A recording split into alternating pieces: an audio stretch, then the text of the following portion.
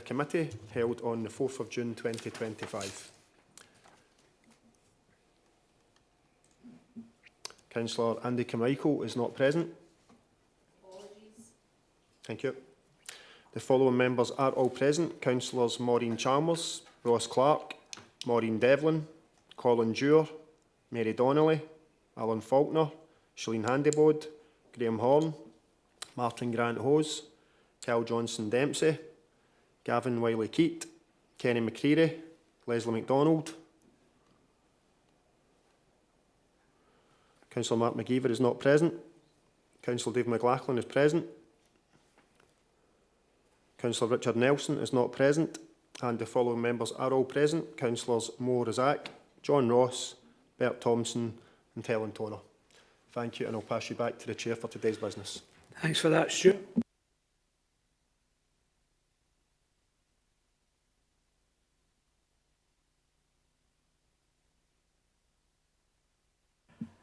And youth disorder immediately following this meeting. Okay. Sorry, can you just repeat that again, because the folks at home want to hear you, sorry. Huh? Right. Item 1, any declarations of interest? No. Item 2, minutes of the previous meeting, pages 3 to 8.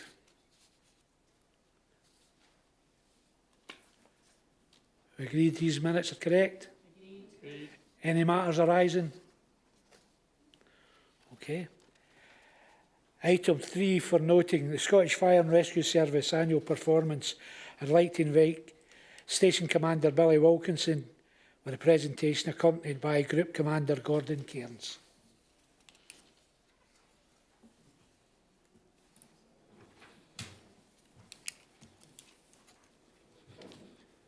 Good afternoon, Chair, and good afternoon, everybody here. As mentioned, my name is Billy Wilkinson. I'm a Station Commander for Hamilton Station. I'm here today with Group Commander Gordon Cairns from Lanarkshire Management Team. So the purpose of this report today is to provide members with an update in respect to Scottish Fire and Rescue activity within Hamilton, and how it's actively measured against agreed targets for the period 24-25. So I've tried to streamline this as much as possible as a commentary, but keeping in relevant details. So before I start, just a couple of terminology, phrases I want to clear up. So if I'm talking about secondary fires, I'm talking about basically outdoor fires, derelict buildings, derelict vehicles, trees, grassland, etc., refuse, that type of thing. If I'm talking about primary fires, I'm talking about something as an insurance claim against, as in buildings, vehicles, etc. Also on top of that, RTCs, if I'm mentioning that, I'm talking about road traffic. So just to begin, just press the button again, please. So just to begin, if I can go to page 3, please, which is a summary page. So during the reporting period, we attended a total of 1,420 incidents, which is down by 11% compared to the previous year. Fires have decreased to 502, which is a 21% decrease. Non-fire incidents have increased by 14%. Fire alarms have fallen by 9%, and UFAS, which is unwanted fire alarm signals, has fallen by 41%. 48 people have been rescued by firefighters from all types of incident. And finally, in the summary, we've conducted a total of 522 home fire safety visits and 94 fire safety audits in commercial premises, which I'll cover a bit later. Page 4, which is a trends page. So page 4 shows 4-year data on a quarterly basis for the 5 of the 6 KPIs, which within our local plan, which is reduction in dwelling fires, fire casualties and fatalities, deliberate fire setting, fires in non-domestic properties, road traffic collisions and unwanted fire alarm signals. Again, these trends will be explored a wee bit more as we go on in the report. Page 5, please, accidental dwelling fires. So over the period, there was a total of 70 accidental dwelling fires, which is a decrease of 2 over the previous reporting period, which was obviously 72. Our community action teams consistently deliver fire safety risk recognition training to an increased number of our partners to increase our pathway referral process for the high risk home fire safety visits.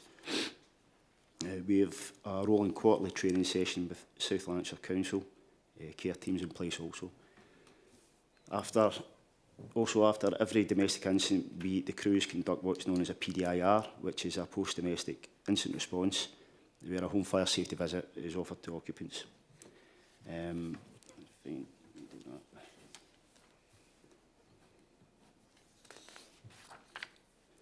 go to page 6, please.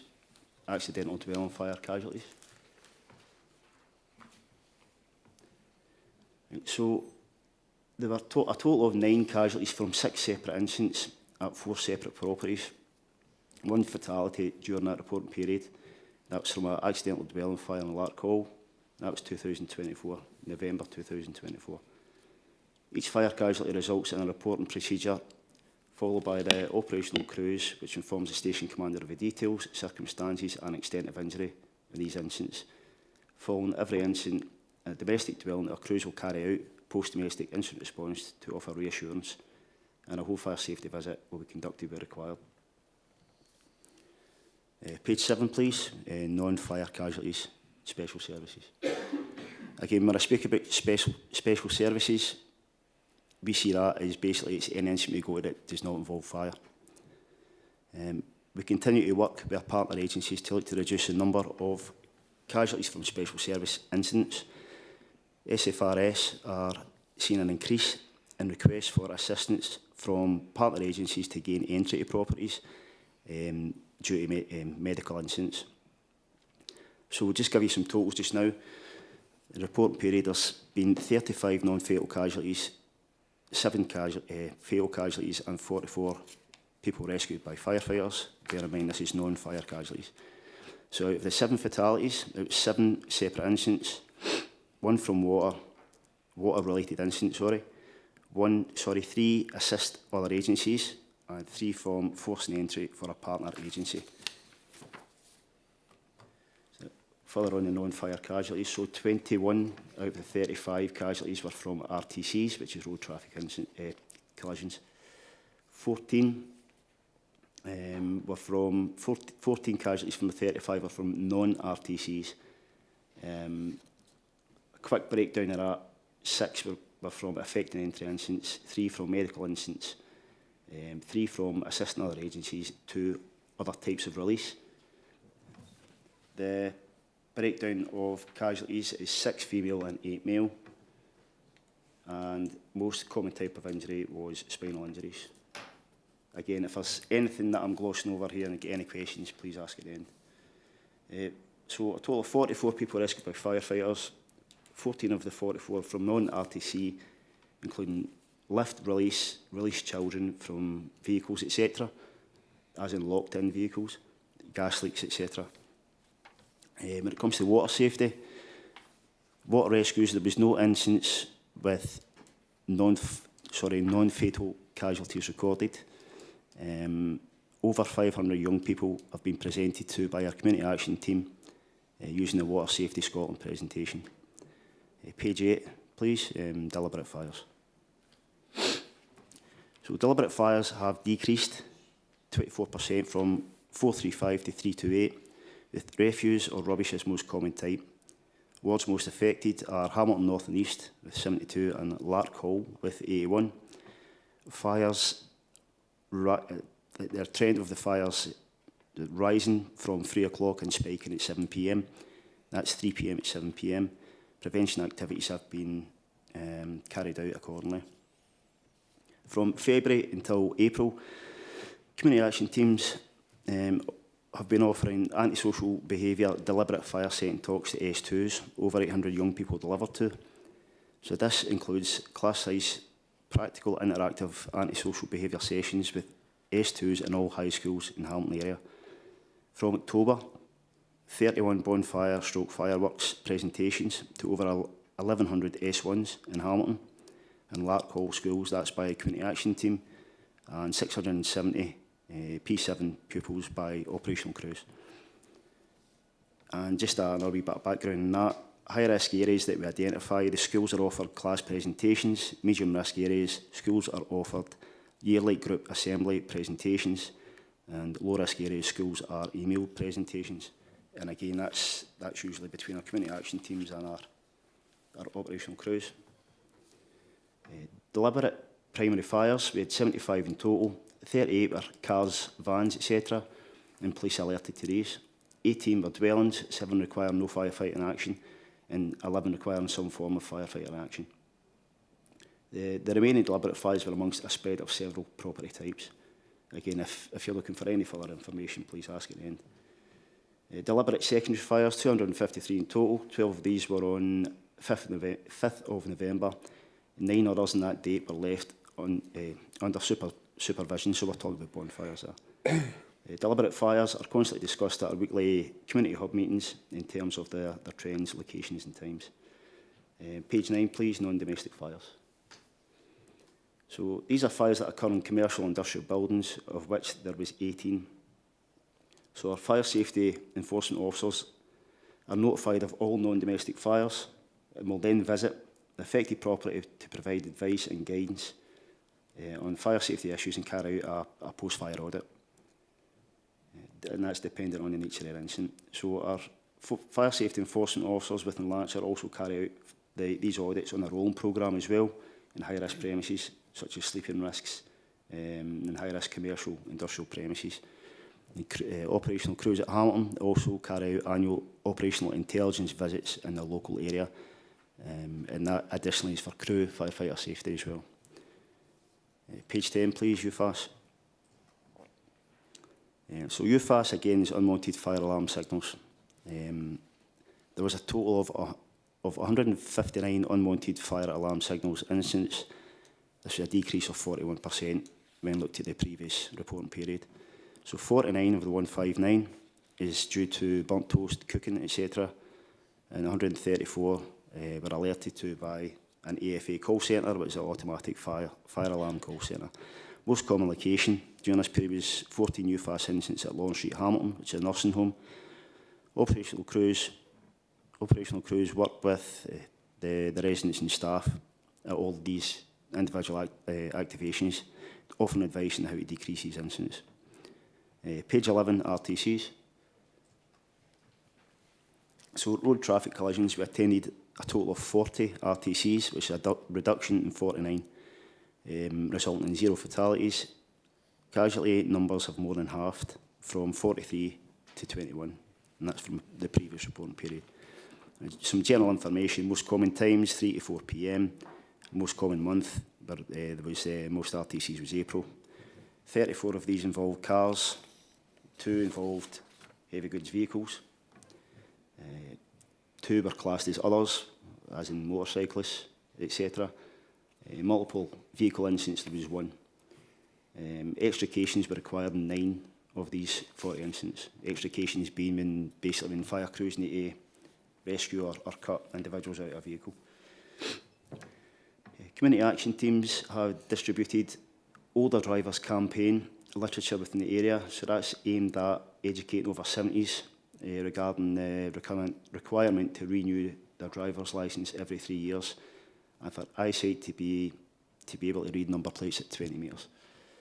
We deliver education programmes to assist prevention, such as weekly virtual reality road safety input to our fire reach groups, and our community action teams run fire reach for Larkhall Academy, additional support needs for young people for 5 consecutive weeks, and that was February to March.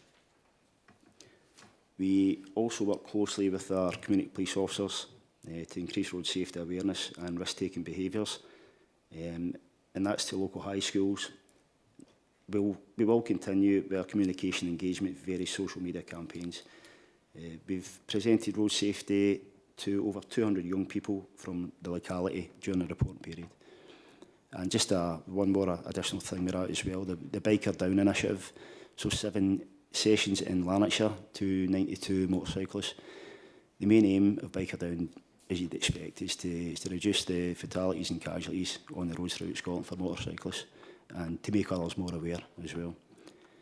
Lanarkshire Junior Road Safety, sorry, I'll start again. Lanarkshire Junior Road Safety Officer Day was carried out at Chartler Park. So over 250 young people attended and received inputs from our community action team. Page 12, please, home fire safety visits. So 522 home fire safety visits, as I said, were completed, and 232 of them were what we would consider to be at high risk from fire. As of February 12, 2025, we have changed our eligibility criteria for the home fire safety visits and our post-domestic incident responses. So only the location targeted and not adjoining properties. Although, if we are speaking with people from the adjoining properties, they will be offered. Effectively, we now only offer home fire safety visits to people that we determine to be high risk, as opposed to everyone being entitled to the visit in the past. Or targeted, should I say.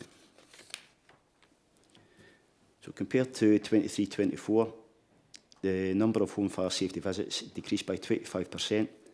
That's from 699 to 522. So 44% of the home fire safety visits conducted were to high-risk households. 36% of the home fire safety visits were generated from partnership referrals, and the number of fire safety audits carried out decreased from 100 to 94. In terms of the fire safety audits, 94 visits were conducted by the officer covering Hamilton. Finally, there have been a total of 38 referrals to social work where a person has been identified as being at risk. And this brings my report to a close. Thanks, Chair. Thanks very much for that. Have any questions?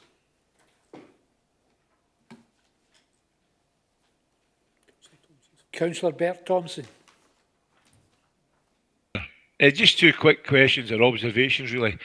Could I ask the officer, one, how morale in general? Is everything okay morale-wise? And funding, is everything okay? Funding, you've all your shifts, everything adequate funding to cover all your shifts, and budgets are okay? No concerns about that? No?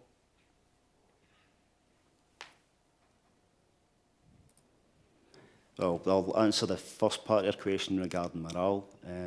Just speaking from my own experience, as long as people like myself are doing our job and we're communicating with our crews and they're well aware of what's happening, that tends to have a positive effect on morale, and that's what we've been trying to do recently. And budgets regarding the state, sorry, what was the second part of the question? The budgets, are they adequate just now to cover, like say, anything like overtime, any major incident? You're well covered, yes? There has been no instances of concern that I'm aware of regarding budgets when it comes to crewing, when it comes to the appliances or overtime or anything like that. Right, that's fine. Thanks very much, Chair. Thanks for your answer, sir. Thank you. Thank you. Thank you. Councillor Leslie MacDonald.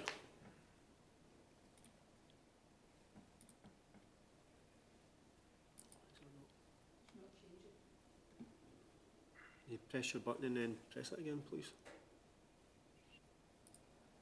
So assistant, thank you. Thank you. I see, I note Larkhall seems to top the list in just about everything, especially the 10 RTCs. Can I ask, if there's an accident on the 74, would that come under Larkhall, for example? Or, because you don't have anything, because look, I'm aware with black spots between sort of Lismahago and Hamilton, and there's a lot of accidents round about Larkhall, as in on the motorway. Do you know if these 10 RTCs that you mentioned are something to do with the motorway or not? Or do you have a separate figure for motorways?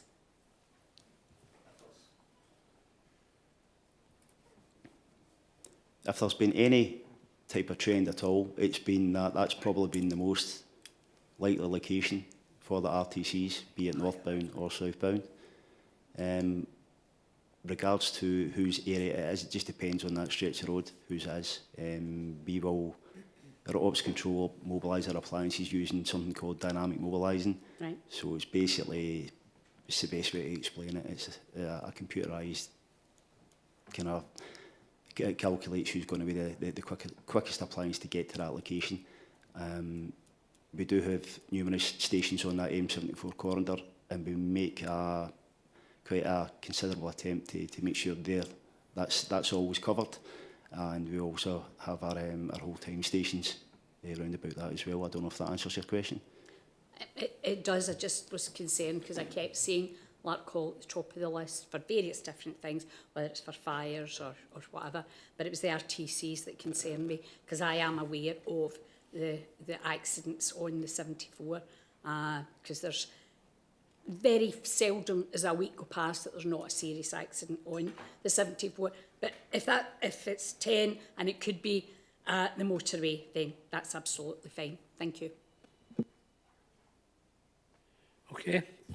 Thanks for that. Councillor Johnson Dempsey. Thanks, Chair. Thanks for the report, Billy. Really appreciate it. As a motorcyclist myself, I think they're great. I think more people should be riding them, but also you've got to recognise the dangers inherent to them. The Biker Down programme, you get any more information about how someone could get involved in that?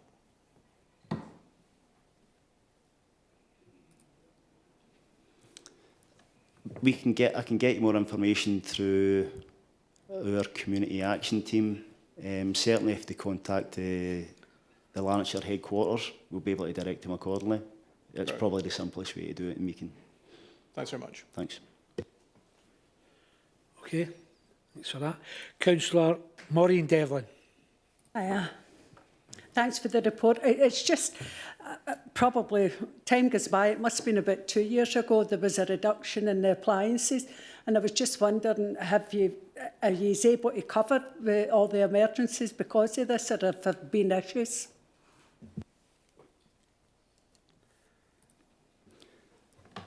There's nothing that I can say that is cause for alarm at this point.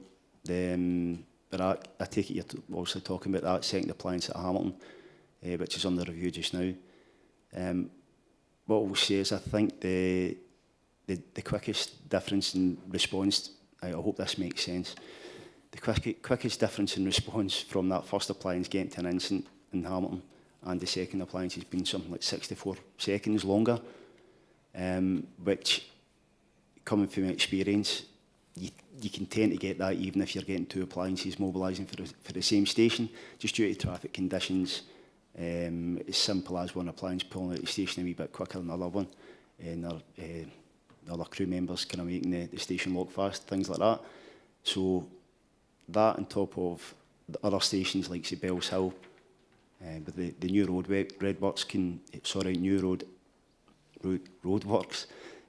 road networks, sorry, can get to Hamilton pretty quickly now, as can Motherwell. So there's not been anything that I can hand in heart say that there's been any issues there. Councillor Devlin, sorry, can you... Sorry. Okay. Councillor Razak. Thank you, Chair.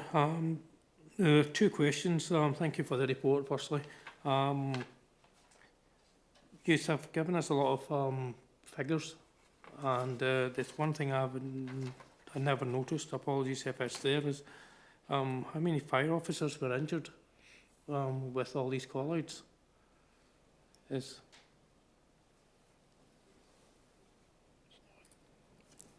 So what you'll appreciate is, the reason I don't have a number for that is because fire officers getting injured will range from very, very minor, obviously to more serious.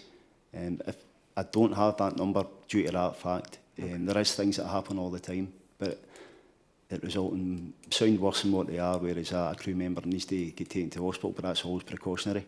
But there's, I don't know about my colleague, but there's nothing serious that I can remember over that reporting period.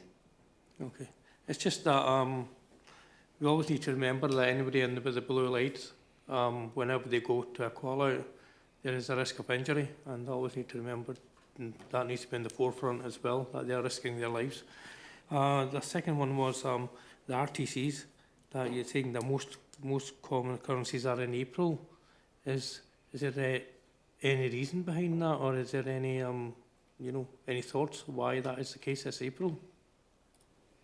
To be honest with you, trends like that will vary, Yeah. and factors that come into that can be weather, for instance. If it's good weather, that can bring people out more, but alternatively, if it's bad weather, that obviously speaks for itself. Holiday periods, things like that.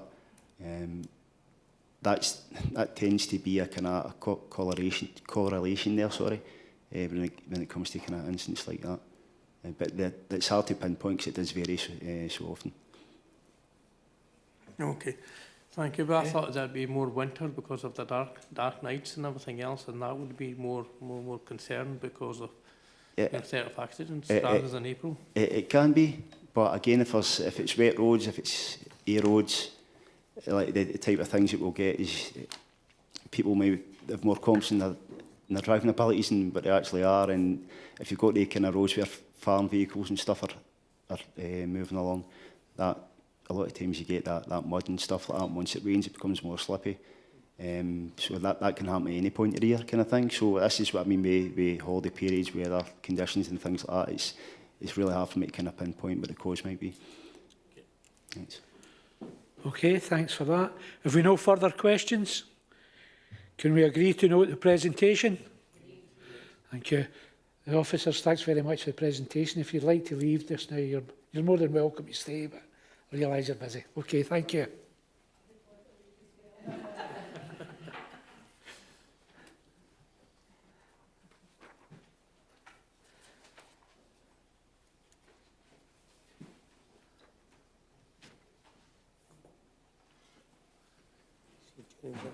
During the bonfires? What? During the bonfires, there's been attacks on them during bonfires and everything. That's what I was wondering. Okay, we'll move on to item 4, Education Scotland report.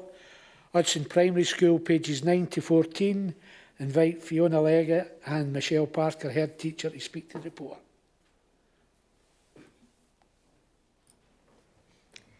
Thank you, Chair, and good afternoon, councillors.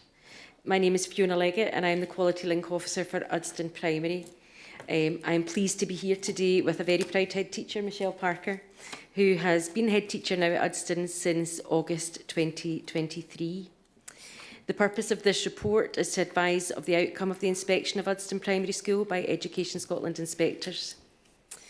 In January of this year, Udston School was the focus of a short model inspection by HMI inspectors, and paragraph 4.1 of the committee report takes us through the areas of the school's work that were evaluated using Scottish Education's National Quality Framework, How Good is Our School?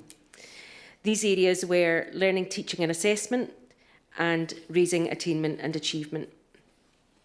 The context of the school, many of you will already know, Udston is situated in Hamilton with a catchment area covering Hillhouse and West Craigs. It forms part of the Calderside learning community.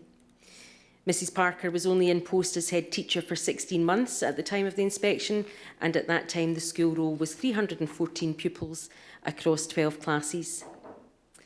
During their 3 days in the school, inspectors observed learning in the school, spoke with groups of pupils and staff, and met with parents and members of the local community. The inspection report for Udston Primary School was published on the 4th of March 2025. Learning, teaching and assessment provision in the school was evaluated as good, and their outcomes on raising attainment and achievement in the school was also evaluated as good. Paragraph 4.2 highlights the key strengths of the school and as noted in the report. In summary, the head teacher's collaborative leadership is positively enhancing learning and teaching across the school. A strong sense of community and respectful relationships contribute to an inclusive, nurturing environment, and skilled support staff effectively assist children who need help, leading to improved engagement and progress in learning. Paragraph 4.3 references areas for improvement which have been included in the school's improvement planning for next session. They are not anything new, but an endorsement from the inspectors that a focus on raising attainment, deepening the understanding of national standards, and increasing pace and challenge in learning and making better use of data should be a focus for the school moving forward. As outlined in paragraph 4.5, inspectors are confident that Udston has the capacity to continue to improve and will therefore make no return visits in connection with this report. I'm going to hand over to Michelle Parker, who will share a few of her highlights from the week. Thanks, Fiona. Just trying to make sure I know how to work this microphone. Afternoon, everybody. As Fiona said, at the time of the inspection, I had been in the school about 17 months. I was fairly new to South Lanarkshire, having spent the majority of my career in Glasgow City Council. I have been inspected 5 times now in my career as a teacher, and this is my first time as a head teacher. I found the experience overall to be extremely positive. I had a very good working, strong, professional and really positive relationship with the managing inspector, Gillian Frew, and the rest of the inspection team. The inspection afforded me the opportunity to have lots of professional dialogue with the inspection team about the direction of travel for the school and the changes that I would hope to make and the aspirations that I have for the families and the community that I work with. It was a good opportunity for me to speak at length with the managing inspector, which I did, and I took those opportunities when they were offered. The inspection team noted, and I would quite like to note, the absolute amazing sterling work of my support staff in the school, who I think sometimes go unnoticed. I think they're our hidden heroes because they work very much with our children on the ground level, and they noted and really praised and noted them in the inspection as really good practice, and it was amazing what they saw with the working with the children. They noted as practice worth sharing the work that I've been doing with my management team on improving attendance in school. I'm sure you're aware that attendance is an ongoing issue for some children and for schools, and it's something that I'm really passionate about. And I've increased the attendance through the work that I've been doing and working with families in the short period of time that I've been there. I have to note that I was very well supported by South Lanarkshire Council, Fiona particularly, to make sure that my paperwork was very robust so that the inspection team got a true reflection of the school and the area that we're working in. They supported me through the whole process, and I feel that the staff and myself felt that it was a fair representation of what the school and where we are in our journey, and they've given us pointers and direction for our school improvement plan, and I'm working on that with the staff just now. But overall, I found it a very positive experience. Okay, thanks very much for that. Any questions? Councillor Bert Thompson. Just to say a bit of affinity with the school, that was my primary school. It's great to see that the head teacher there 5 times inspected, all good reports. You can feel the warmth there and the confidence. So keep on, carry on the good work, and it's good to hear you're doing well there. Thank you, Chair. Thanks for that. Councillor Donnelly.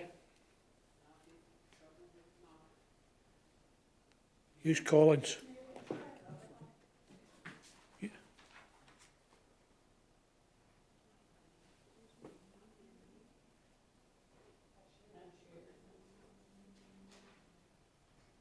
I'm still not getting a... So That's can we right, press the Bob. button again, Hughes please? Collins.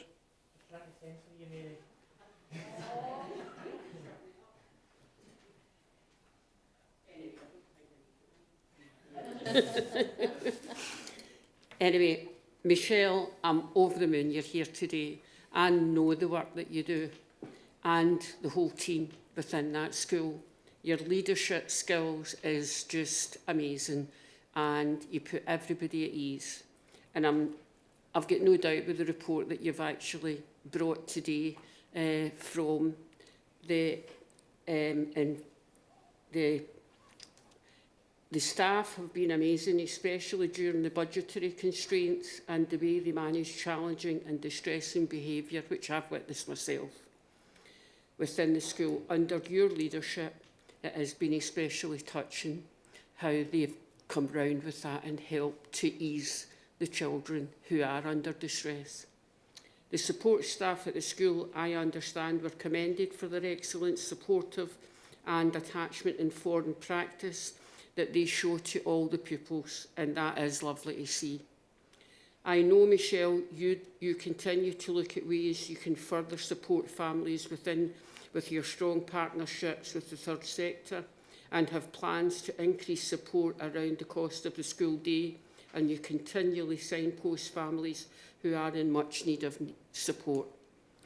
I also know you have built very positive relationships with families since coming to Udston Primary as head, and the strong improvement on the work and pupil attendance you led was noticed by the inspection team, as you already said.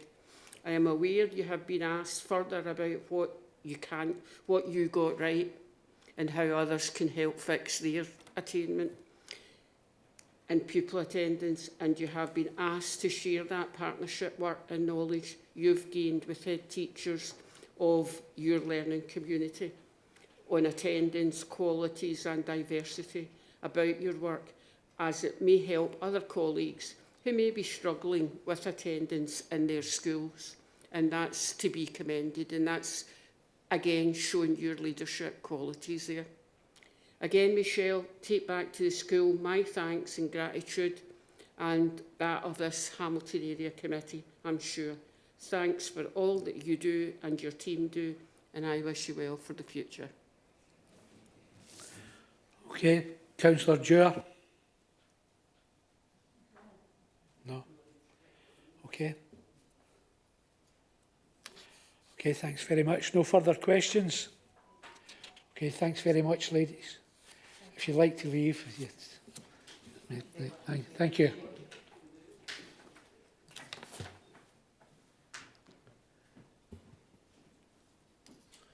Just going to try and sort the situation with Councillor Donnelly's microphone.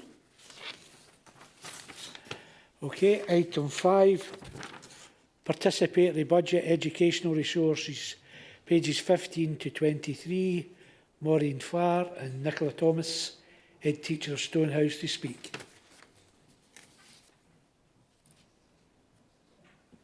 Thank you, Chair, and good afternoon, everybody. My name is Maureen Farr. I am the officer who has participatory budget on my remit. And since I was last here, the process of participatory budgeting in South Lanarkshire schools continues as core business, following the same systems and processes as in previous years. Before the summer holidays, head teachers were informed to continue to allocate a minimum of 5% of their PEF allocation, that's Pupil Equity Fund allocation, and identify a staff member to lead or facilitate this activity in their school. Schools were informed the principles and practices of PB are applicable across their full PEF allocation, as per PEF National Operational Guidance. Schools were therefore encouraged to put aside more than the recommended 5% where possible. On the 21st of August 2024, a PB training event was delivered to head teachers and PB leads who felt that they may need a refresh or were new to the position. Head teachers and PB leads were briefed on the PB process and taken through a PowerPoint presentation which outlined expectations and timescales and the support available to them. It also drew on the learning from last session, signposting resources and good practice examples from previous years. The PowerPoint presentation was shared with all schools thereafter through the PB Teams page and email. Following this, head teachers identified the percentage of their 24-25 PEF allocation that they wanted to allocate to PB for this period. They were asked to submit this information to Education Resources by the end of August. The PB Teams page continues to facilitate the sharing of good practice across schools, as well as providing live, ongoing support to PB leads. But we also have a place called the Staff Learning Centre in South Lanarkshire, where we post examples of good practice. So, the 24-25 PB activity within the Hamilton area, schools within Hamilton have collectively allocated £228,146.25, which is approximately 6% of their PEF allocation for participatory budgeting. The table on page 15 of your pack, it breaks it down into learning communities. In Appendix 1, which is page 18 of your pack, the percentage of PEF allocation that individual schools have allocated for PB, and the outcome of a consultation with pupils, parents and staff are there for you. So following the consultation and voting process, schools have progressed with their spend to ensure the minimum 5% was spent in full by the end of March 2025. I'm pleased to share today Stonehouse Primary School's participatory budgeting work, which is on Appendix 2, page 22 of your pack, as an example of very good practice within the Hamilton area.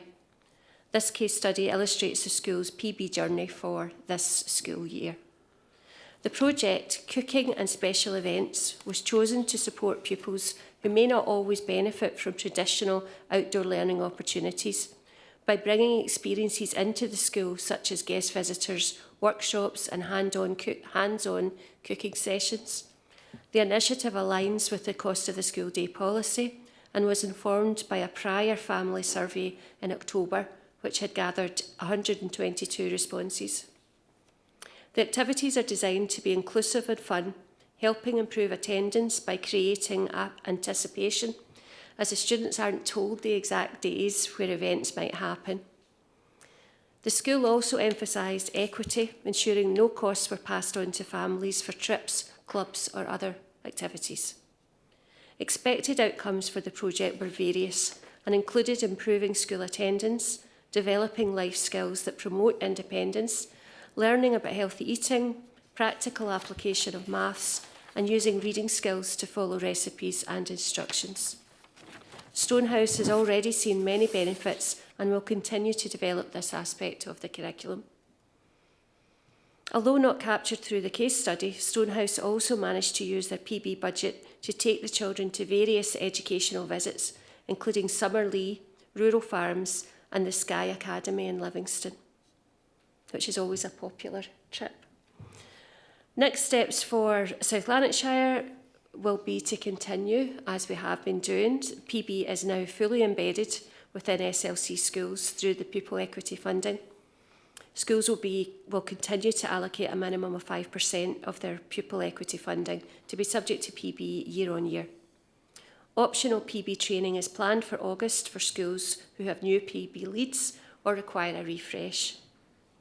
I'm delighted that I've got the head teacher from Stonehouse, Nicola Thomas, here to answer any questions you may have about her project or any questions around PB, and I can hopefully answer for you. Thank you, Chair. Any questions?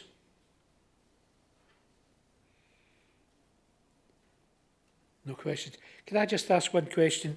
I notice on the participatory budget Stonehouse Primary, the voting process and information was shared with pupils and staff. The purpose and parents and carers were given a link. So what was the outcome of that if the kids, as opposed to the parents, had a different opinion?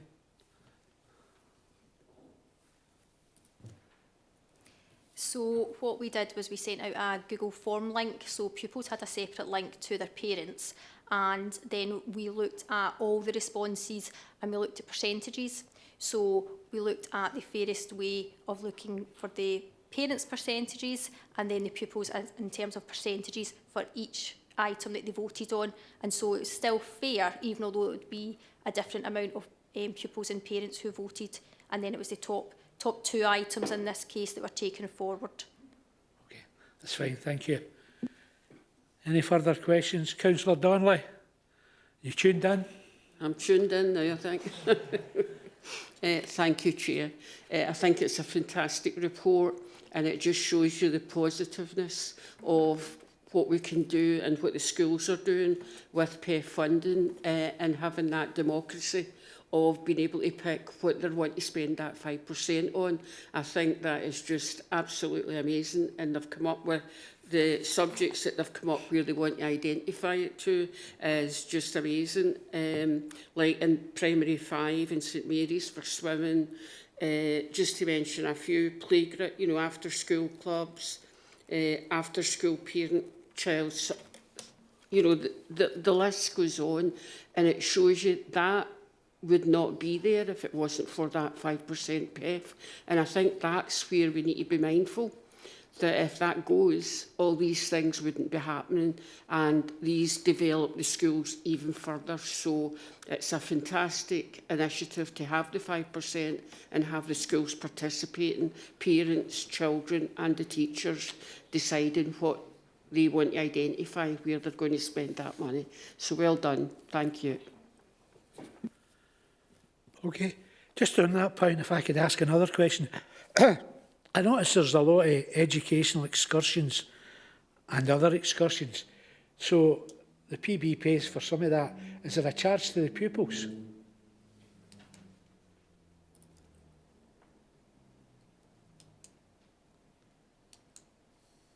That's very much school to school. And I mean, you know that the cost of the school day is a huge initiative within South Lanarkshire, and it is something that we try and charge as little as possible for school trips. And you can see the number of schools that use their PB for that, because they still value the educational experiences, but they're so aware that it can cost a lot of money, especially for transport right now. So some schools do have to charge a little to families. It's normally a voluntary payment though, which means that if there's any families who just can't afford it, they still go on the trip, and that is an absolute, it's one of our cost of the school day proposals that no child will ever miss out because they can't afford. But what I've recently found through a survey that went out is that there's a lot of families who do want to put some money into the school to enable these things to continue working. So school to school, some schools charge nothing, some schools will charge a little, but there will be no school where a child doesn't go because they don't have the money. Fine. Thanks very much for that. Councillor Gavin Keats. Thank you very much, Chair. Just a brief comment to echo my colleague Councillor Donnelly's support for the PB budget and the wider PEF budget. Education Secretary General Garuth has assured funding for the next year, but the longevity of the fund isn't a given, and I have been advised that they're looking at the format and the actual funding behind it. So I would echo Councillor Donnelly's call this as an important funding source for schools, allowing them to undertake and experience opportunities, activities that they otherwise might not to get. So I would certainly second Councillor Donnelly's calls to the Education Secretary to make sure that funding is a long-term funding, so allowing children and schools to look at it as a long-term funding stream as opposed to a one-off. Okay, thanks for that, Councillor Keats. Councillor Donnelly again. Just on the comments that you just had been speaking about in regards to your question, Alan. Sorry, somebody speaking? Okay, sorry. Okay, thank you. Just on your comments, I did see in the recent newsletter that was put out that COSLA and the Scottish Government were looking at covering that cost. So if that's core, that development, like going to swimming or excursions and for educational needs, then the buses were not getting charged. That was not to come out of that. So that obviously is in the pipeline to feed through to you. Okay, thanks for that. Councillor Devlin. Thanks, Chair. All I was flagging up the point was when the PEF funding came in, it was because it was 1% went on council tax from Band D and upwards. So it's actually not Scottish Government that's been funding it, it's the communities that these schools are in that are helping to fund it. Thanks. Thanks for that. Councillor Donnelly. I wasn't aware that I was giving that credit to the Scottish Government. It was just PEF in general that I'm supporting, Maureen. Okay, thanks very much for your comments. Okay, is there no further questions? Do we agree to note the presentation? Yeah. Thank you. Thank you, ladies, if you wish to leave. Thanks very much.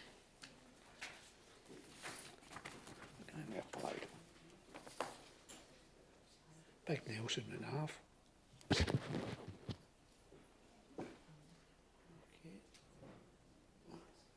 Thank you. Item 6, Care and Repair Lanarkshire, a presentation.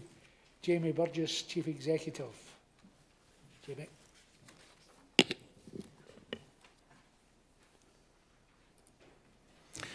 Thanks very much, Chair. Good afternoon and good afternoon, councillors. My name is Jamie Burgess. I'll take this opportunity to give you a presentation rather than a report on the activities of Care and Repair in Lanarkshire over the last wee while, and to give you some information on how you can refer your clients to some of the projects that Care and Repair are carrying out just now. We do have a wee slides, I think. If we, hopefully, can we go to the next slide, please? So Care and Repair in Lanarkshire is an independent organisation. We are a registered charity, a company limited by guarantee, a member of ROSPA, which is the Royal Society for Prevention of Accidents, a real living wage employer, and a living hours employer. Can we have the next slide, please? Care and Repair in Scotland started in 1988 with about 10 pilot projects. There are currently 28 care and repair services operating in various degrees in Scotland, although I did hear just last week the care and repair service in Glasgow is actually closing down, and that's hot off the press. The initial work to carry out was to carry out major home repairs for clients, and that's to include things like medical adaptations and then handy person projects and small repairs and things like that. The original care and repair services were fully funded by local authorities, and the projects were delivered free of charge to clients across Scotland. Next one, please. Oh, sorry, go back. That's the next. Sorry, I'm getting confused. Next one. The care and repair in South Lanarkshire began in 1996. The service was initially managed by Shelter and then by Clydesdale Housing Association. We became an independent charity in 2004 and moved to Hope Street in Lanark, where we are now. So our charity is now 21 years old, and we've operated out of Lanark for the entire time. During COVID, we didn't shut down. We continued to operate normally and carry out home visits for clients who needed help, although we did take a lot of precautions to keep everybody safe at that time. During that time, clients were asking for help for work from contractors. Contractors were unwilling to come out and do small jobs for people. We had one client contact us to say she'd just been quoted £100 for an electrician to change a light bulb. So during that time, the service in North Lanarkshire had closed down as well. The care and repair service in North Lanarkshire shut in 2019. And we had clients in North Lanarkshire also asking us for help. This has eventually led to the decision for us to incorporate North Lanarkshire and South Lanarkshire and become Care and Repair in Lanarkshire. Next one, please. That's the team in Lanark, and we have another team in Dumfries and Galway, another team of 6. Turnover is very low. We've lost 3 team members since COVID due to just retirement. Since that time, we've been rebuilding the team. And part of the rebuild was to take on candidates from the Kickstart programme. And Keegan there is a previous Kickstart candidate who's gone through an apprenticeship with us, learned to drive, and has now become a valued member of the team. And the difference from when we took him on to now is absolutely incredible. So I'd great plaudits for that scheme. Next slide, please. We work with clients, primarily elderly clients over the age of 60, or clients of any age if they're living with a disability or a life-limiting illness. Majority of our clients are owner-occupiers, but we do work with clients in any tenure, whether it's council housing or RSL or private rented. Some of the projects that we do are also to assist our clients who are referred to us as vulnerable, and we'll come on to those projects in a minute. Children under the age of 5, army veterans, and victims of crime. Some of the projects are to assist clients living in local authority or RSL housing. We have to remember when we're looking at rented accommodation or rented properties that landlords have a lot of responsibilities, and we have to ask permission before we can carry out some of the work. And we have to sometimes remind landlords of their responsibilities on behalf of the tenants.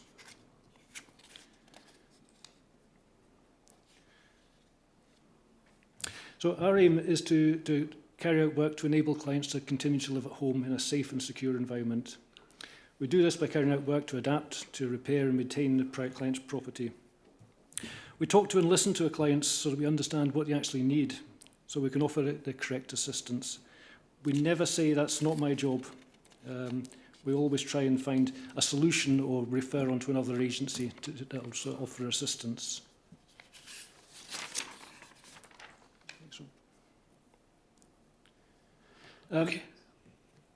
So we're a charity and a company limited by guarantee. We have a board of 10 volunteer directors and 10 staff working across Lanarkshire on various projects. We never contact clients directly. Many of our clients are vulnerable, living alone, living with disability or life-limiting illness. So a lot of our clients are referred to us by partner agencies, so we never cold call clients. This is really important for some of our clients who are vulnerable and they're unsure of who's going to be visiting them. There's so many scams around just now, we have to be absolutely sure that they're comfortable with us visiting them in their homes. So clients will either contact us in the first instance or they'll be referred to us through partner agencies. We'll then contact them back and make an appointment. We'll speak to them on the telephone. We'll let them know that our photographs are available on the internet, which is why I showed you the photographs earlier on. So they can see that Steve, who's speaking to them, is Steve on the photograph there. We'll arrive in uniforms, we'll have identification, and we'll have vehicles with all the care and repair livery on them. And we'll arrive at the time that we said we would on the telephone. So there's no doubt that this is a care and repair service officer that's coming to visit. We might be the very first, especially with small repairs, we might be the very first organisation to visit that client. They may be unknown to social work or any other organisations that can support them. So it's not we feel it very important. It's not just our job to go and do the small repair, which maybe unblock a sink or change a lock or something like that, but also to be aware of the situation that client's living in. So if we go into a property in the winter, shall we say, and the client's sitting in the sitting room with a hat and gloves and coat on and the fire's not on, we'll ask the questions of, are you in financial hardship? Is your boiler broken down? Can we assist with this? So it might be a referral to Home Energy Scotland or a referral to Money Matters or a CAB or to the Fire Brigade or to social work. There's a whole range of partners that we have referral processes set up with. Obviously, this is with the client's permission, but it's a really important thing that we do. Next slide, please. Just a quick table of home visits carried out here since 2018, which is when I joined the Care and Repair Service in Lanarkshire. These are home visits. They're not entirely, these may not be, in say 2022, it may not be 6,622 individual homes. Some of them will be repeat visits to various homes, but it will be pretty close on that number. Probably 6,000, probably 6,000 unique visits to properties. You'll see 2021-22, a big jump there. That's when we did a lot of work for the Scottish Government installing fire detection, wireless fire detection for clients right across Lanarkshire. We had a lot of money allocated to us to install those detection devices. In 2022, we included North Lanarkshire, which helped to increase the numbers again. Next slide again, please.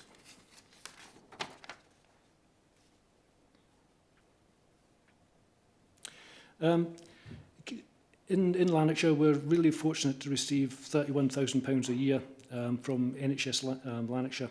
And this is to support the small repairs project. This is to make sure that clients who are in financial hardship don't miss out and can access the project either at a reduced rate or free of charge. Without this funding, we wouldn't be able to run the project at all. Well, not on a basis where we can assist clients with finance. We don't receive any other funding for any of the other projects. So we operate a number of other projects to support either the free services or the funded services. We have procured projects, services that are paid for directly by clients, and other projects that we identify, and then we look for funding so we can run those projects free of charge. When we do make any surplus from the charge for services, we recycle that money back into the free projects, so we're supporting clients that way. Next one, please. We try and keep the costs as low as possible. We're not a profit-making organisation, but we do have to cover our overheads. Clients contact us for help with small repairs, from assembling of flat pack furniture to re-siliconing a shower tray, replacing a door lock or unblocking a kitchen sink. There's a whole range of things. Clients just phone up and we see if we can help them over the telephone. They call us because they're unable to get a contractor to assist with such a small job, and if they did come out to help, it would be just too expensive. This project helps clients to continue to maintain their property and to listen and to a reasonable standard, so that they continue to live at home safely. And like I said before, our visit may be the first time the client's engaged with somebody asking for assistance, so we take the opportunity not just to carry out the job, but to look to see if we can help with anything else. What I didn't mention earlier was there's a lot of clients that we visit who are carers for a husband or wife or child, and they've no idea at all of the carers network or any of the support that's available for other carers, and that's one of our regular referrals, is to make those links for clients. We're doing a lot of work just now to reduce falls, so a lot of falls prevention work. And this is really important for clients with mobility or balance issues. Even a small fall at home can lead to hospitalisation and then rehabilitation, and in a lot of cases a real loss of confidence to continue to live at home. And the fire detection, although we've installed thousands of devices across Lanarkshire already, and we still find that even with a huge advertising campaign that's taken place and all of the work that we've done, we're still coming across clients with no fire detection at all, or fire detection that is not of any use because the batteries have been removed or it's totally antiquated. So when we find this happens, we'll make referrals to Scottish Fire and Rescue Service, or we'll help them install devices ourselves. Next one, please.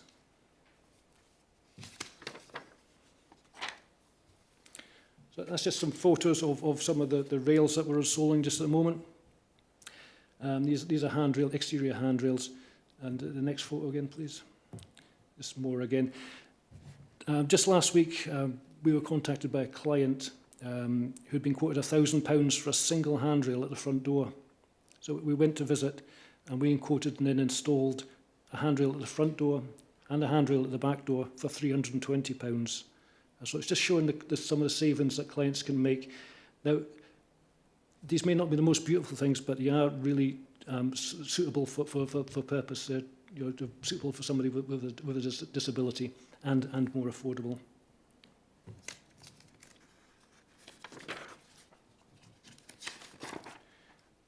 Next one, please. So these projects are across both North and South Lanarkshire. Safest Houses, this is a free service that we operate, is funded by the National Lottery until the end of September this year. And this is to assist clients who are victims of domestic abuse or clients who are victims of crime. And what we do here is we carry out a home safety survey, and we offer safety advice to clients in the form of an action plan of what will you do if this happens, and just trying to think make a plan so people are prepared if something does actually happen. And linked to that, we can install free of charge home security devices, impact devices, the doors and windows, install door viewers, wedges. There's a whole range of things that we can supply for clients. And linked to that again, the referrer who may be victims support or women's aid or assist can access what's called the Emergency Assistance Fund. And through that, we're able to install things like Ring doorbells and UFI CCTV and solar exterior lights and things like that. All of this together enables the client to feel a bit more comfortable at home and continue to live at home, which is really important, especially for clients with children, and they're maintaining their relationship with the schools and things like that, don't have to move on. Electrical Safety First. This is another service.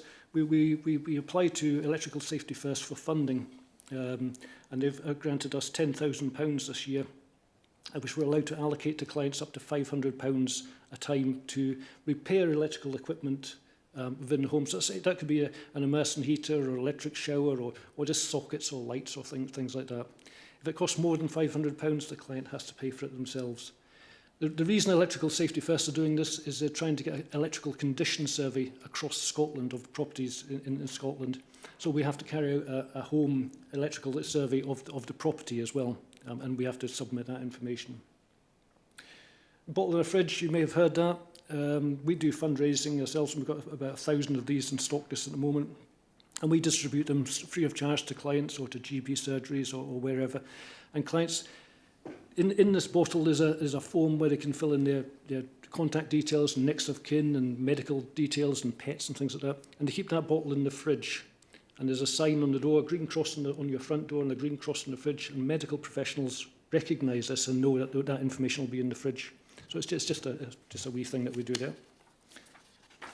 Next one, please. We have two procured contracts just at the moment. The first one is in South Lanarkshire. We install the more complex telecare installations. That's the community alarms.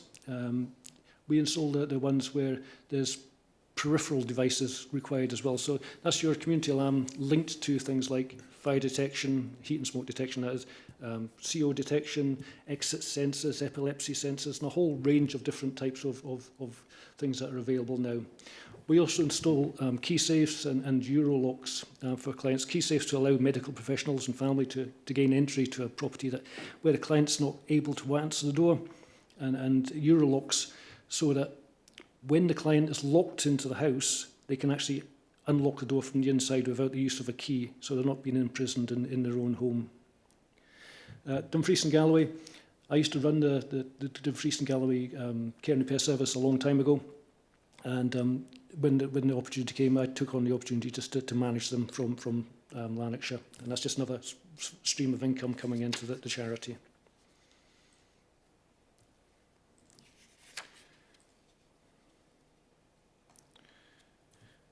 We're just starting in 2025 a couple of new projects. The first one is to supply and install modular metal ramps for clients. We recognise that the cost of ramps has risen astronomically over the last number of years. So we've a partnership with a company called Easy Access in Humberside, who can manufacture ramps for us without a loss of quality but at a reduced cost. And we're starting to advertise that now and install them for clients. We've taken on the services of an architect to do all the planning and building warrant work for us, and we should be installing the first ramp in the next week or so. Clients will be able to access this as a more affordable option when they're not entitled to grant assistance because they haven't reached a critical referral stage, or they require a second ramp maybe at the back door. They have a funded ramp at the front door, but they can't access the garden at the back door. So there's a number of options that clients can have here. And because we've just taken on an electrician, we're fortunate to take on an electrician, and we have a plumber working with us now. We're looking now at installing wash-dry toilets for clients. Now, these are expensive bits of kit, quite easy to install, but they afford the client a real increase in personal independence without having to have somebody else help them do toileting and it's washing and drying themselves using the toilet. We're still to do that yet. We're working with Jebra and AKW, and we should be hoping to do that in the next few months.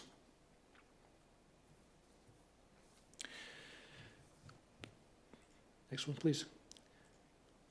These are projects which we have run and we continue to run, but funding has currently run out. But constantly I'm looking for, I keep applying for funding to see if we can keep them running. Under Fives project was just for referrals from partner agencies for families with children with additional needs, and we would carry out a home safety survey and install safety equipment like stair gates and cupboard restrictors and window restrictors, all range of things just to keep children safe at home. And this was a free service. We provided the equipment free of charge as well. Digital Inclusion Project, we had funding for that. That was not to provide equipment, but just to provide advice about anything digital. And that was from your TV remote and smart TV to your Alexa speaker, to your laptop, to your smartphone, downloading apps and things like that. A couple of things that surprised us. We had a 90-year-old lady asking us to install voice recognition software on her laptop so she could write her life story for her children. And we had another gentleman who was living with motor neuron disease. where we installed a lock on his front door that was operated by his Alexa speaker. So it's just, there's a range of things that are available now is quite impressive. And the over 60s home safety product, that's just a home safety survey where we were carrying out visits to clients who were referred to us or self-referred. And we just carried out a home safety survey, identify any hazards, which may be trip hazards, electrical hazards, fire hazards, and try and eliminate them immediately. And if we couldn't do that, then we refer on to other agencies. Next one, please. I was actually just speaking to Trading Standards this morning, and we're part of the scam network with Trading Standards, and we'll pass on information about scams to any of our clients as and when we visit them. I know personally a client who was visited on 3 occasions by scam artists, and it eventually cost him £30,000 for work on his roof, which he didn't require in the first place. And the scam artists are just so confident, and it's very difficult to tell that they're not a scam artist. So we say to our clients from presentations and when I'm visiting them that if they ever have somebody coming to their front door saying you need work done, just to contact Care and Repair, and somebody will come out and visit and say maybe you do need the work, or maybe you don't. And if they do, then we can refer them on to through the Buy with Confidence or Trusted Trader scheme or something like that. I give regular presentations, it's a big part of my job now, to high schools in Lanarkshire, to NHS staff, social work staff, lunch clubs, church groups. Anybody who wants me to speak to them, I'm happy to speak to them. It's a major part just to get the message that we're out there to help across to clients in Lanarkshire. Next one, please. You'll be glad to know this is my last one. We recognise that funding for charities is limited, and it's not really readily available any longer.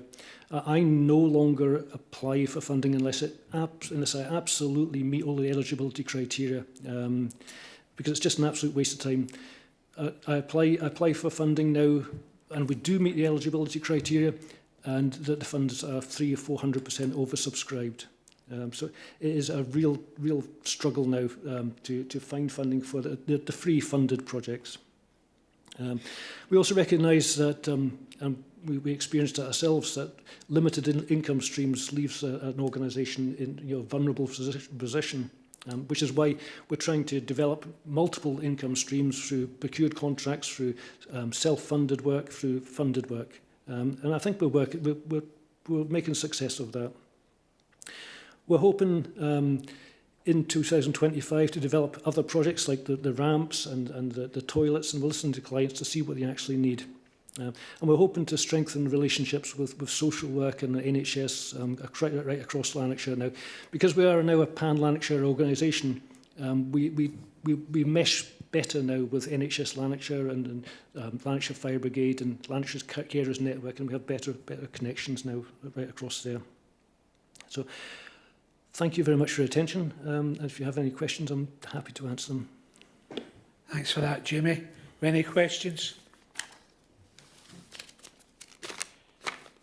Councillor Razak.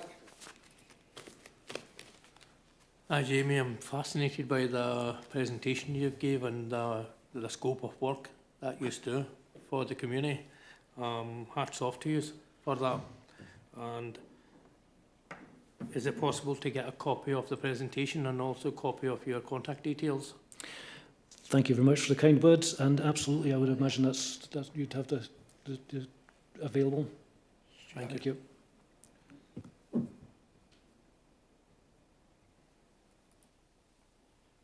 Okay, we'll get a copy of that for you. Councillor Donnelly. Thank you, Chair.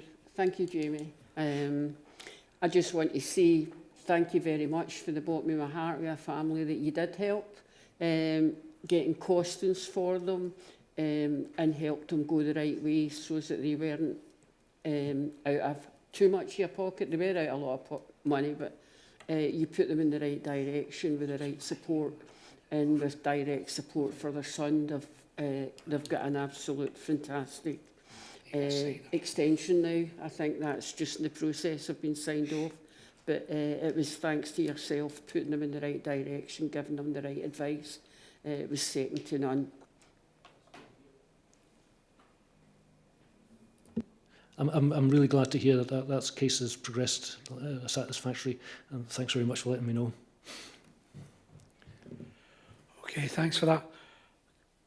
Couple of points myself, Jamie.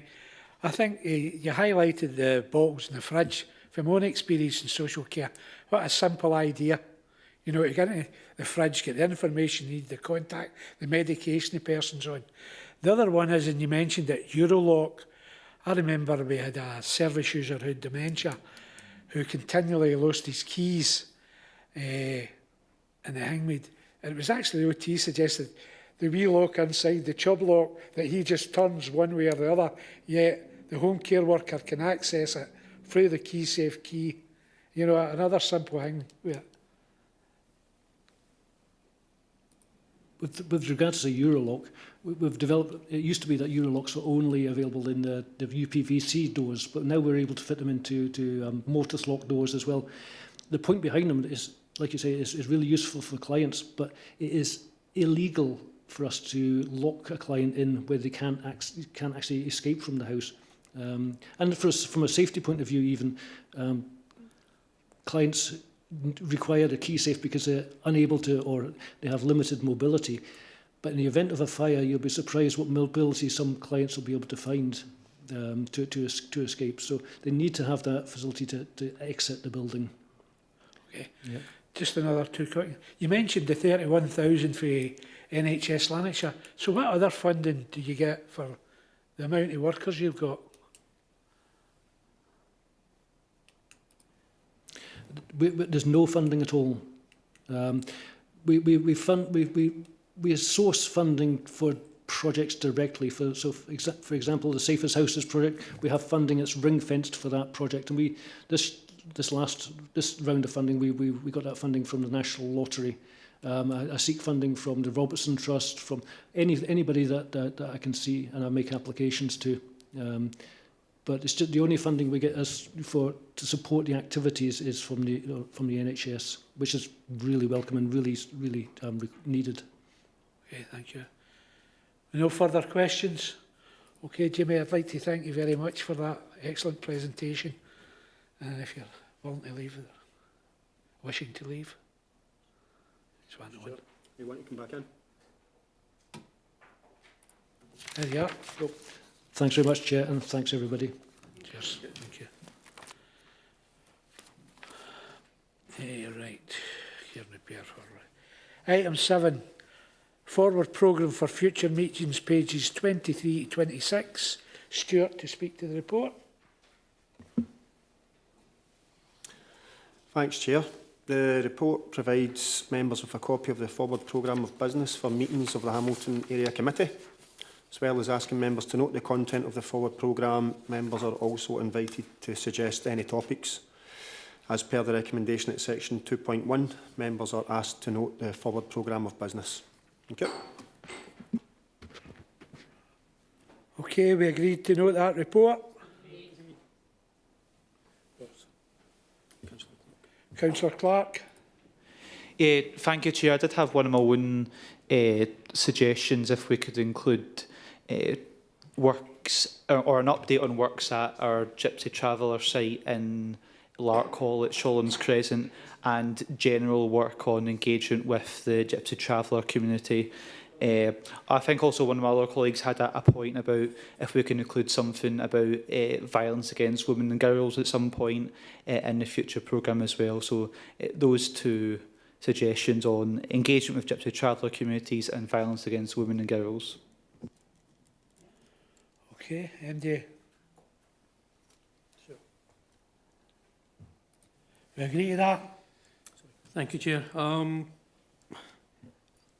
I totally agree with Ross. I think they should be included, but I think the work that's been done by the new group, well, I'm not even going to try and name it again because it's about 5 different words in it. It's a new equal opportunities group. I think that there needs to be regular updates coming from that, because we'll be further expanding on the work we're doing there. And I think one of the major ones will be safety for women, safety for females, because I think that seems to be getting to be a bigger and bigger problem, and I think that will be one of them. And I think I spoke to Ross in a previous meeting to say that we're looking to make a schedule of list ourselves of what we're going to be discussing in the new equal opportunities forum, so that we will like to bring that back to the different groups as well. Okay. Agree that. Just on the Gypsy Travellers, there was an excellent presentation last Friday for COSLA on the Gypsy Travellers. There's regular meetings with the group with all the issues and that. So we're agreed to put the 2 items. Okay? Right. Thank you. Items for decision. Place scheme grant applications 25, 26, 27 and 28.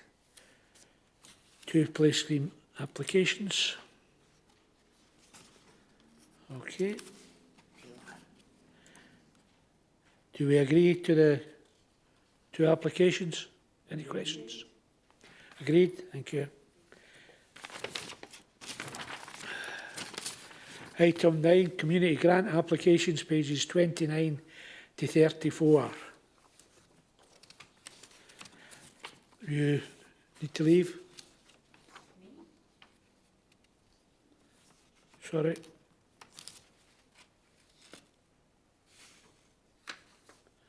I thought you was... No? I was supposed to leave 15 minutes ago, but I was running that much.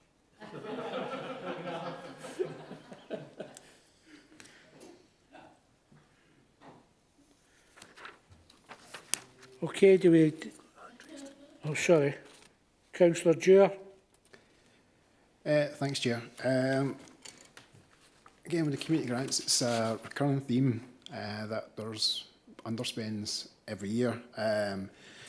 Just an example, in 22-23, the actual underspend was around 10,700. If all awards had been applied for, then the underspend would have still been around 7,300. In 23-24, the actual underspend was around 8,800. Even if all monies that had been applied for had been granted, it would have still been an underspend of around 4,500. And last year, the actual underspend was around £14,000. And even if all monies applied for had been granted, the underspend would have been around about 9,100. You'll need to excuse me, I can't hear you quite right if you come nearer to the mic. Sorry. Okay, and basically there's been significant underspends in all 3 of the last financial years for community grants, especially last year. The actual underspend was £14,000. And even if all monies that had been asked for had been granted, the underspend would have still been around about 9,100. These underspends are monies that community groups across all of our wards would have made great use of over the last 3 financial years, had they been awarded the full eligible amount that they'd asked for. And as I've detailed, even if that had been the case, there would have still been significant underspends, even if they had been awarded the amounts they'd asked for. Accordingly, I wish to move an amendment that the 11 grants we're deciding on today receive the full grant amount that they've applied for, up to the maximum of 1,000 as advised in the guidance. Thanks. Okay. And the grants are accepted. We could do a normal formula with the officials. And I've got to say I would be opposed to changing that. Have you got a seconder for your amendment? I'll second Councillor Dewar's amendment. This money really, if it was in the community, it would be, it's a lot better basically in the community than in sitting in the council's bank account. So I think that what the groups that have asked for it should get what they've got. Thanks. Okay. So we've got an amendment, and my proposal is that we with the recommended grants. You second that? Yeah, second it. Seconded. Okay, we'll take a vote. Sorry. Councillor Devlin. Hi, Chair. I think this is something that we've discussed before. All 4 areas work along the same lines. The main reason being we're just at the start of the financial year. If we start giving out this money, we don't know who's going to come up within the next year. Yes, I'm well aware of the fact that there was money left over. However, if we go into our communities and encourage groups to apply for grants, there'll not be any excess left over. And to start to go down this avenue just now, then if anybody applies near the latter end of the financial year, there's no money left for them. So it's really, this is something that has been worked out by the chairs of the 4 area committees. Thanks, Chair. Okay. Councillor Johnson Dempsey. Thanks, Chair. Well, I appreciate what Councillor Devlin said. We've been in meetings together where we both spoke to community groups and said you should apply for community grants. Like Councillor Dewar said, there has never been a year where we have ran out of money in Hamilton, and we've only just about run out of money in other area committees. We should always be suggesting groups that apply for this money, but we can't give it at the end because it was unfair to the people at the start, and now we're at the start, we can't give it because there might not be at the end. When can we give it? No, I don't accept that. It is the nature of the beast. Councillor Toner. Thanks, Chair. No, Cal's pretty much covered what I was going to say. We had the discussion and we couldn't give the money at the end of the financial year because then it would discourage people from applying at the start, and we can't give it at the start because people might apply later on. And I just think that the money, different if we were hitting the target sort of amount, the full amount, or coming close to it every year. But every year I've sat on this committee since I've been elected, we've not got close to the amount. So I think the money, the full amount, should be given to each group that's asked for it until such times as we need to look at it again. Thanks. Okay, thanks for that. Councillor Keat. Thanks, Chair. I do understand the premise of Councillor Dewar's amendment, but surely the crux of the issue that there has to be a consistency in the funding that we are allocating to different groups throughout the communities to ensure that it is a longevity fund, so that when we got to the end there is still a fund. But I think the crux of it is that there's a criteria and a consistent approach from the allocating of funding, and it's not ad hoc as to requests. It's stick to a set protocol and consistent approach. Okay, thanks for that. Councillor Razik. Thank you. Thank you, Chair. I'm for the main proposal because of the fact is that I'm looking at my area, and my area traditionally doesn't seem to be applying for funding. So it's down to us, the councillors, to start putting groups forward. And I think that if we start giving the full amount and if we don't spread it to the groups that really need it, I think the failure is possibly down to the councillors rather than the groups, because we need to start speaking to our groups and telling them that you can apply for this funding. We should have, when we're having our surgeries, the application forms there as well. And I can only apologise to my area because I have not done that before, but I will be doing that from now on. And I'm hoping that my area do start applying for it, because traditionally when you look at it, my area doesn't, and a lot of other areas don't either. Okay, thank you. Councillor McCreary.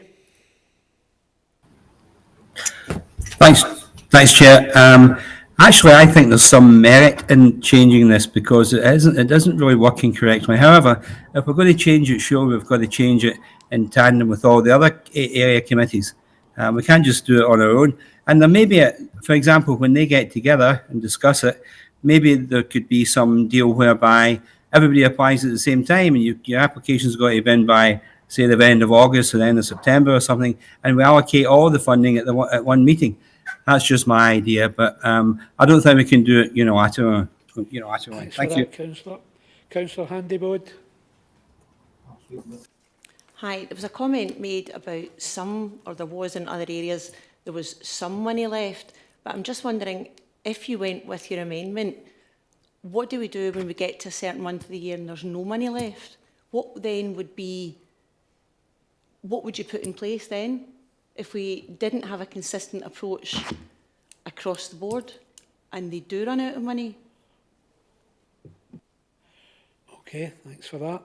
Councillor Donnelly. In the paper, it does say that to be determined by this committee. So that's why the amendment's going forward. I mean, there's one like Little Blue suicide prevention, and they're asking for 1,560, but we're only going to give them 300.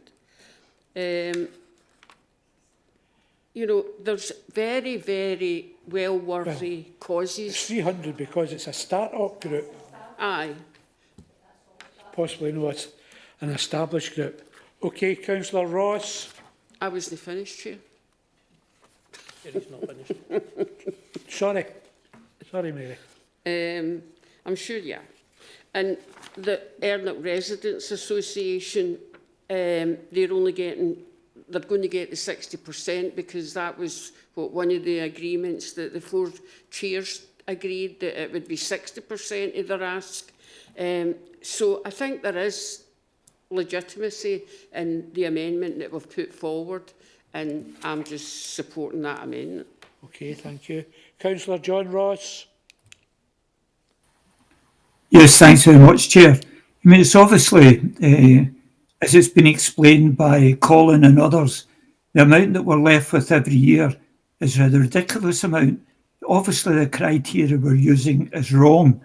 And I think it would become apparent to those organisations asking for grants, if they were aware that they were getting more, then they would come forward earlier. And there could be something put out in the council to ask them to come forward for grants.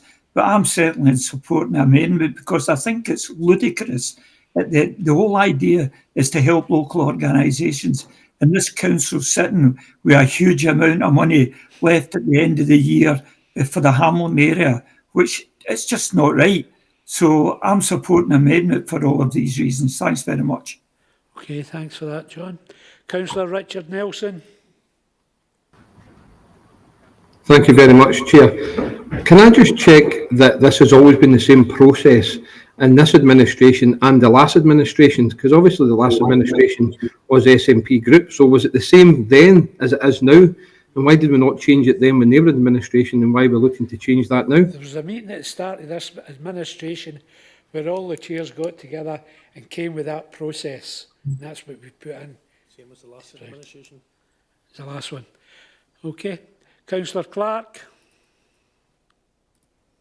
Thank you, Chair. I think my colleagues have explained quite well the reasons for supporting the amendment, but there have been comments made in the debate so far as to that councillors should be encouraging groups to come forward and we should be doing that instead of this. We've been saying this for years now since I've been on this committee, so when is that actually going to start happening? We can't keep saying this every time there's a reason not to support amendments like these and then it doesn't actually happen. There's also were comments made about how we can't diverge or we shouldn't diverge from other area committees. I mean, we absolutely can. Ideally, would all want to go by the same formula and be roughly in line with each other. But we have power to make our own decisions, and I feel like this is the best decision. Supporting an amendment is the best decision for the Hamilton Area Committee and for our community groups right now. Okay, thanks for that. I have another 3 speakers. Councillor Toner, I'll let you back in. If you be quick. Right, thanks, Chair. So just to come back to a couple of points. So the best way to advertise these grants is surely to get grants granted and out in the community so that the groups can say to other groups, look, we've applied for this and got this money, and look at what we can achieve. I don't know if it's maybe appropriate that there's some sort of focus group or something like that to see how best as councillors we can put that out to our groups, because I tell every group and every person near enough that I meet in the street that you can apply for grants, and it's the same at the sports councils and things like that as well. It's hard to get them to it's hard to get the uptake on it. And my sort of final point is, just because we've always done it doesn't mean that it's right. And if we don't look at it and change it, then we'll be in the same situation at the end of the financial year and going into next financial year. Thanks, Chair. Thank you. Councillor Johnson Dempsey. Thanks for allowing me back in, Chair. This is a decision before this committee.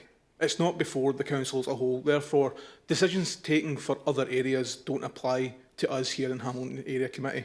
And also, with regards to the previous administration, there are 4 councillors sitting here on this side of the room who weren't part of the previous administration. I see 2 councillors sitting at the other side of the room who weren't part of the last council term either.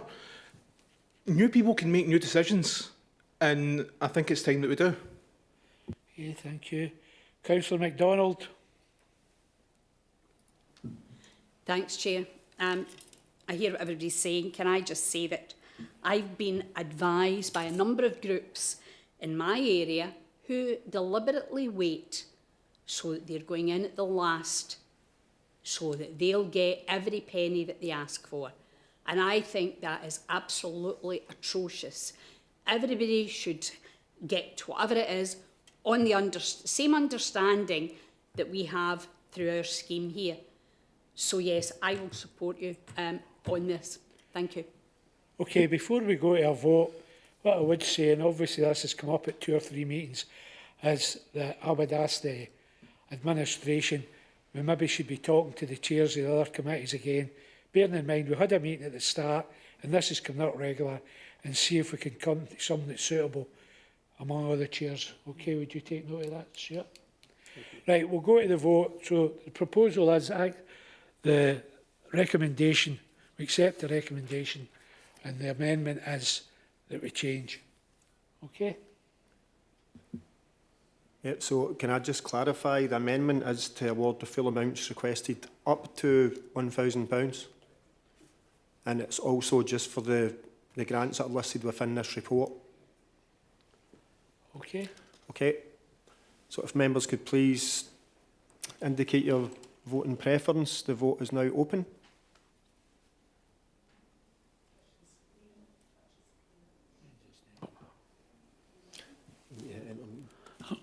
You might need to hit enter meeting on your screen first before it will show you the vote.